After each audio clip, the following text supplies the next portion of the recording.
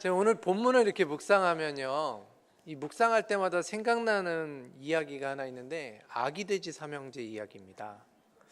좀 색다른 버전이 있어서 말씀드리려고 하는데요. 아기 돼지 삼형제가 각각 독립을 하게 되었습니다. 첫째는 지프로 집을 지었고, 둘째는 나무로, 셋째는 벽돌로 각자의 집을 짓기 시작했습니다. 게으름 많은 첫째는 가장 먼저 쉽게 집을 대충 묶어가지고 집을 짓고는 놀고 있었습니다. 그런데 어디선가 흉악해 보이는 늑대가 나타나서 후 하고 불자 다 날아가 버렸습니다. 그러자 첫째는 그 길로 둘째네 집으로 주랭랑을 쳤습니다. 그래도 둘째네 집은 나무라서 조금 안심되니까.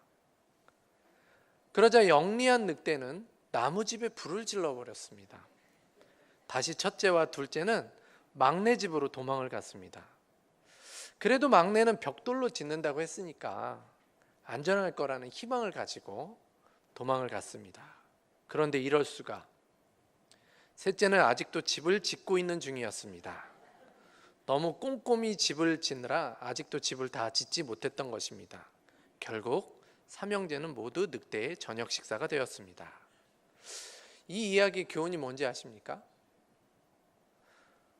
일 처리를 빨리 하자, 게으름 피우면 안 된다, 여러 가지 의견이 있는데요.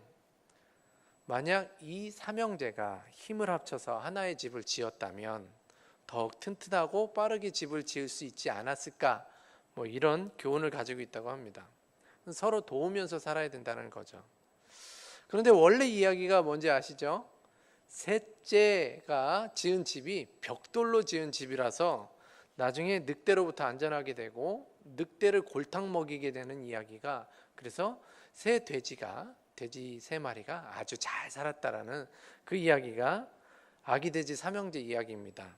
교훈은 게으름 피우지 말고 착실하게 일하면 그 당시에는 조금 힘들어도 나중에는 복을 받게 된다, 그런 교훈을 가지고 있는데요. 오늘 본문을 제가 묵상하면서 이 아기 돼지 삼형제가 생각이 났는데, 오늘 본문에 보면 주님께서 하시는 말씀이에요. 집을 짓는 사람이 둘 등장하는데, 하나는 반석 위에다가 집을 지은 사람, 그리고 하나는 모래 위에다가 집을 지은 사람에 대한 말씀을 하십니다. 당연히 반석 위에 단단한 기둥으로 지은 집은 튼튼할 수밖에 없습니다. 그러나 모래 위에 지은 집은 그 기둥이 아무리 튼튼해도요, 무너질 위기에 있는 것이죠. 주님이 말씀하시기를 반석 위에 지은 지혜로운 사람은 어떤 사람인가 봤더니 나의 이 말을 듣고 행하는 자라고 말씀해 주고 있습니다. 반대로 나의 말을 듣고 행하지 않는 사람은 모래 위에 지은 어리석은 사람이다라고 말씀해 주고 있습니다. 저는 오늘 말씀을 통해서 두 가지, 이번 여름 사역을 마치고 우리를 돌아보는 메시지를 듣기를 원하는데요. 첫 번째 메시지는 반석 위에 집을 짓는 그런 여름 사역, 그런 열매가 되기를 원한다라는 것입니다. 주님이 오늘 반석 위에 지은 집과 모래 위에 지은 집을 이야기하시는 이 본문은요, 사실 그러므로로 시작되어집니다. 우리 24절 말씀 다시 한번 읽겠습니다. 24절 시작. 그러므로 누구든지 나의 이 말을 듣고 행하는 자는 그 집을 반석 위에 지은 지혜로운 사람 같으리니. 그러므로라는 얘기는 그 앞에 뭔가 얘기가 있었으니까 그러므로 이제 결론을 짓기 위한 그런 말이거든요. 그 앞에 우리가 잘 알고 있듯이 마태복음 5장에서부터 7장까지는 하나님의 백성, 하나님의 자녀가 어떻게 살아야 되고 어떤 태도를 가져야 되는지에 대해서 산 위에서 예수님께서 말씀하셨다 해서 산상수훈이라는 말씀이 쭉 나옵니다. 거기에 보면 팔복도 나오고요. 거기에 보면 재물에 대한, 헌금에 대한 마음가짐에 대한 부분부터 시작해서 여러 가지 것들을, 천국을 소망하고 있고 하나님의 자녀라면 어떻게 해야 되는지 명령까지 해가시면서 말씀하시는 장면이 나오는데, 그 모든 말씀을 마치고 오늘 마지막에 오늘 본문 말씀을 해주시고 있는 것입니다. 그 모든 말씀을 알기만 하는 것이 아니라 결론적으로 듣고 행할 때 마치 반석 위에 집을 지은 사람처럼 지혜로운 자가 된다라는 것이죠. 그럼 왜 반석 위에 집을 짓게 됩니까? 왜 꼭 반석 위에다가 집을 지어야 되는 것입니까?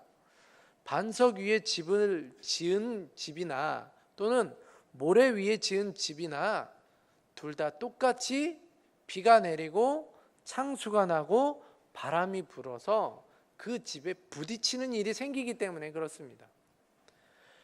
그때 반석 위에 지은 집과 모래 위에 지은 집의 열매, 결론이 나타난다는 거예요. 반석 위에 지은 집은 튼튼하니까 견고하게 서 있을 수 있습니다. 그러나 모래 위에 지은 집은 허무하게 무너져 내릴 것이라는 것이죠. 저는 2018년도 여름 영적인 농사를 이제 잘 마치고 지금 보고하는 시간입니다. 여기저기 부서마다 은혜가 넘쳤다라는 이야기를 듣습니다. 좀 이따 이제 우리가 눈으로 보게 될 텐데요. 그 모든 것을 먼저는 하나님께 감사와 영광을 돌려야 된다고 생각됩니다. 그런데요, 이제부터라는 거죠. 오늘 이 마태복음 7장 24절부터 우리에게 주는 중요한 메시지는 이제부터라는 거예요.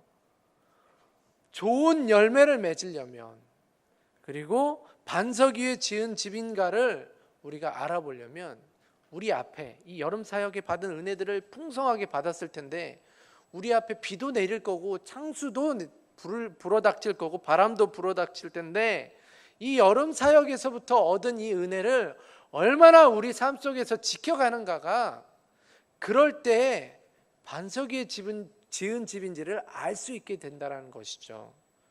저는 우리 부평중앙교회 모든 여름 사역을 마친 우리 어린 친구들로부터 우리 청년에 이르기까지 또 우리 여름 사역을 마친 모든 분들에게 오늘 반석 위에 집을 지은 그런 은혜가 있게 되시길 주님의 이름으로 축원합니다. 그러니까 은혜로 만족하는 것이 아니라 감사하고 박수치면서 끝낼 게 아니라 우리의 삶 속에서 날마다 그것을 실천하면서 그것을 되새기면서 살아갈 때 반석 위에 집을 지은 사람처럼 지혜로운 자가 된다는 것이죠. 이번 여름 우리가 은혜 가운데 마친 사역이 어떠한 시련에도 흔들리지 않는 그런 은혜를 가지게 되시길 주님의 이름으로 축원합니다. 또 한 가지 메시지가 있는데요. 왜 산상수훈을 마치고 이런 엄한 말씀을 하시냐는 거예요. 부모로서 자녀를 가르칠 때 다른 일반 선생님들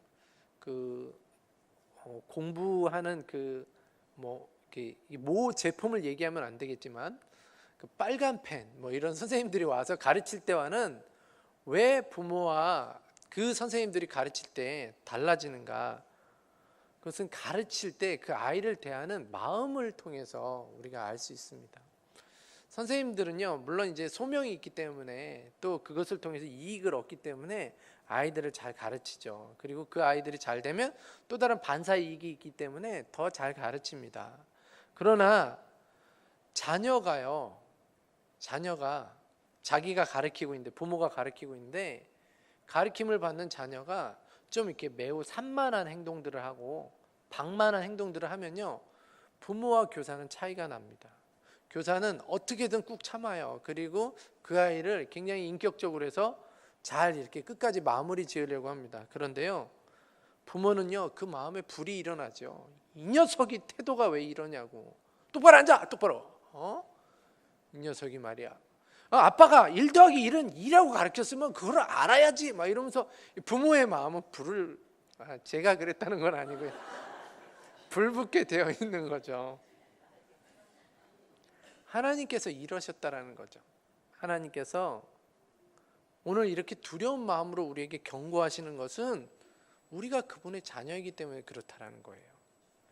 만약 하나님께서 우리를 자녀로 여기시지 않았다면 그냥 우리를 그냥 하실 말씀 다 하시고 그리고 알든지 말든지 이제부터 너희들이 하는 거야 라고 끝을 냈으면 되는 거죠. 그런데 우리가 자녀이기 때문에, 하나님의 백성이기 때문에 마지막에 이 모진 말씀을 하시는 거죠. 너희가 내 말, 지금까지 한 이 말을 기억해서 행하면 반석 위에 집을 지은 자들이다. 그런데 그렇지 않으면 모래 위에 지은 사람처럼 다 무너지는 거야. 허무해지는 거야. 왜 이렇게 마지막을 집 짓는 자의 비유를 통해서 심판이 느껴질 정도로 경고로 말씀하시는가? 이것은 하나님께서 우리 아버지가 되시기 때문에 그렇다라는 것입니다. 그런데요, 역설적이지만 이 두려운 말씀을 우리가 들을 수 있기에 소망이 있다라는 것이죠. 하나님께서는 우리에게 포기란 없다라고 지금 말씀해 주고 있는 것과 다름이 없습니다. 오늘 본문 집 짓는 자의 비유를 말씀하시면서 24절 26절에 보면요, 나의 이 말을 듣고라는 표현이 나옵니다. 나의 이 말을 듣고, 나의 이 말을 듣고. 지금 하나님은 그의 자녀들에게 어떻게 행해야 될지를 말씀하시는 분이십니다. 그래서 지금 우리가 이 예배 자리에 앉아 있는 게 저는 희망이라고 생각합니다. 하나님의 인도하심으로 이렇게 말씀을 듣고자 이 자리에 참여한 저와 여러분은 아직도 희망이 있다라고 생각합니다. 왜냐하면 하나님은 우리의 아버지가 되어서 우리에게 자꾸 말씀해 주시고 우리에게 그 말씀으로 임마누엘 하셔서 우리를 보호해 주신다는 소망이 있기 때문에 그렇습니다. 우리 요한복음 14장 23절 26절 제가 한번 읽어드리겠습니다. 이제 본문을 좀 띄워주시죠. 네. 예수께서 대답하여 이르시되 사람이 나를 사랑하면 내 말을 지키리니 내 아버지께서 그를 사랑하실 것이요 우리가 그에게 가서 거처를 그와 함께 하리라. 나를 사랑하지 아니하는 자는 내 말을 지키지 아니하나니 너희가 듣는 말은 내 말이 아니요 나를 보내신 아버지의 말씀이니라. 내가 아직 너희와 함께 있어서 이 말을 너희에게 하였거니와 보혜사 곧 아버지께서 내 이름으로 보내실 성령 그가 너희에게 모든 것을 가르치고 내가 너희에게 말한 모든 것을 생각나게 하리라. 여러분 지금 요한은요 성령께서 보혜사로 우리와 함께 하신다라고 말씀하십니다.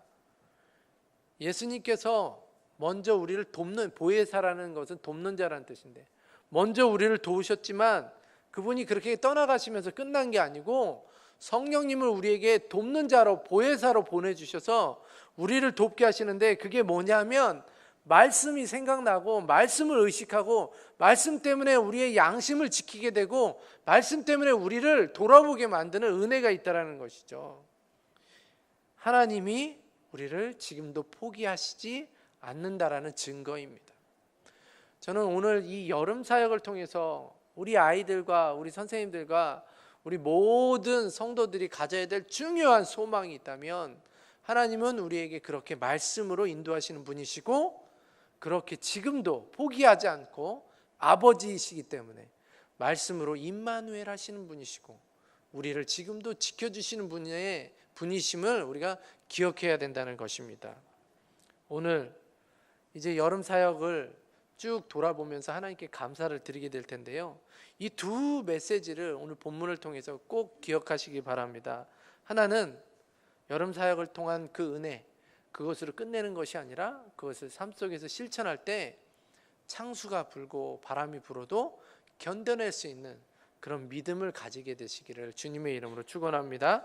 두 번째는 하나님께서는 오늘 우리를 사랑하시는 아버지이시기 때문에 그때만 은혜를 주시는 것이 아니라 오늘도 우리에게 성령님께서 임마누엘 하심으로 우리에게 말씀을 주시고 함께 해주시고 우리의 소망이 되어주신다는 사실을 기억하면서 오늘 여름 사역을 하나님께 감사로 드리시고 그 여름 사역 마치고 이후에 하나님께서 함께 하실 것에 소망을 가지고 살아가게 되시길 주님의 이름으로 축원합니다.